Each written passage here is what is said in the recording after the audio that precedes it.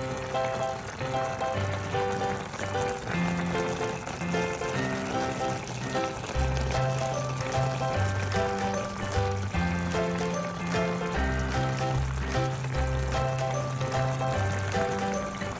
guys! Welcome back sa page Kumampangan Cooking. For today's cooking vlog, magluluto naman tayo ng bistig manok or bistek ang mga tawag ng mga Tagalog dito. Okay, as you can see, nagpapahit na ako ng mantika. I-fry ko lang muna itong mga patatas. Ayan, optional lang yan, no? Sa mga may gusto lang. Pwede rin kayong hindi maglagay niyan. I-fry lang natin yan ng mga 5 to 8 minutes or hanggang sa maluto yan.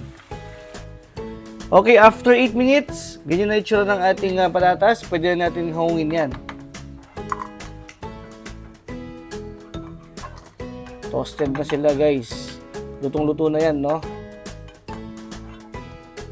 Ayan, then set aside na muna natin yan.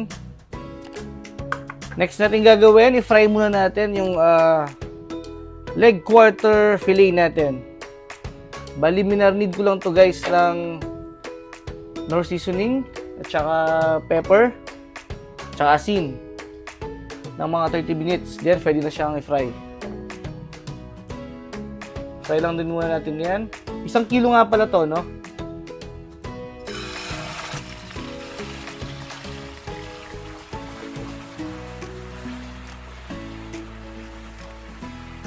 I-fry lang din natin yan hanggang sa mag-golden brown yan.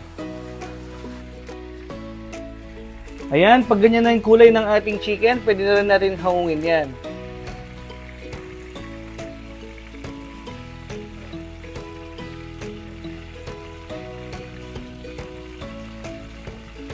And then, salang pa natin yung natitira pang chicken.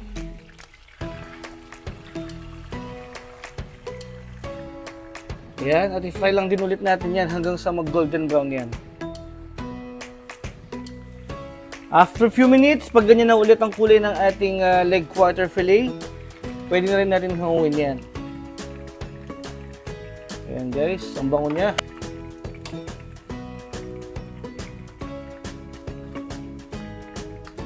Ayan, set aside na muna natin yan, no? Babawasan lang natin yung mantika at magigisa na tayo. Okay, lagyan natin itong isang ulo ng bawang, minced garlic,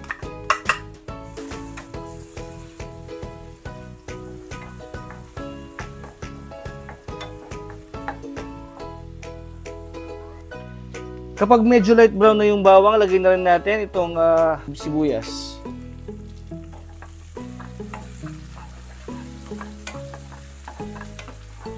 Then, ituloy lang yung pag-isa ng mga 1 minute.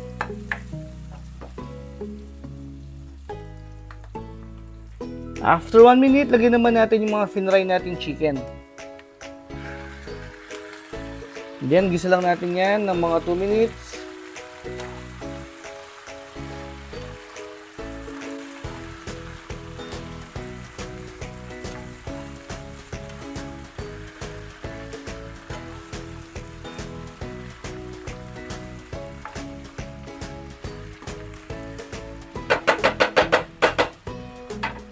After 2 minutes, maglalagay na tayo ng 3/4 cup na soy sauce. At saka 1/2 cup na calamansi juice. At konti pang paminta. Maglalagay na rin tayo ng konting tubig. Saka natin halu-haluin lang.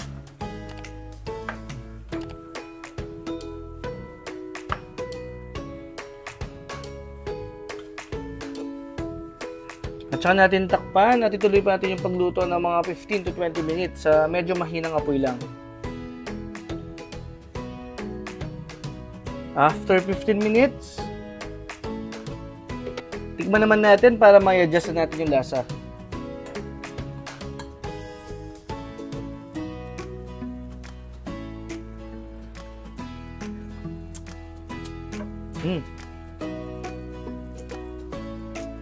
Maglalagay pa tayo ng konting tubig guys para perfect na yan.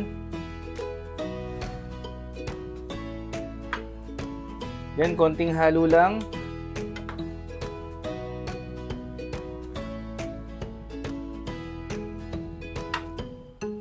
Konti pa para mas medyo may sabaw yung ating bistig.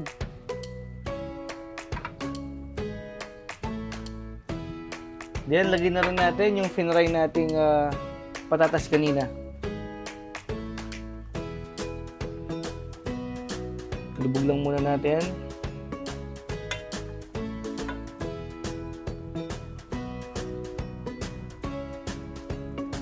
Yan, para magkalasa din yung patatas natin. And then, maglalagay na tayo ng onion rings. Kalat lang natin yan.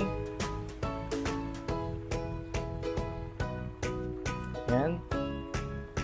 At saka natin ulit takpan. At ituloy pa natin yung pagluto ng mga 2 to 3 minutes. After 3 minutes, luto na ang ating napakasarap na bistig manok or bistek manok sa Tagalog. Okay, kung umabot kayo sa part ng video na to, maraming salamat sa inyong panonood. At kung hindi pa kayo nakasubscribe, mag-subscribe na rin kayo. Pakiclick nyo na rin yung notification bell para ma-update kayo sa mga susunod pa nating video gaya nito. Okay guys, hanggang sa muli. Bye!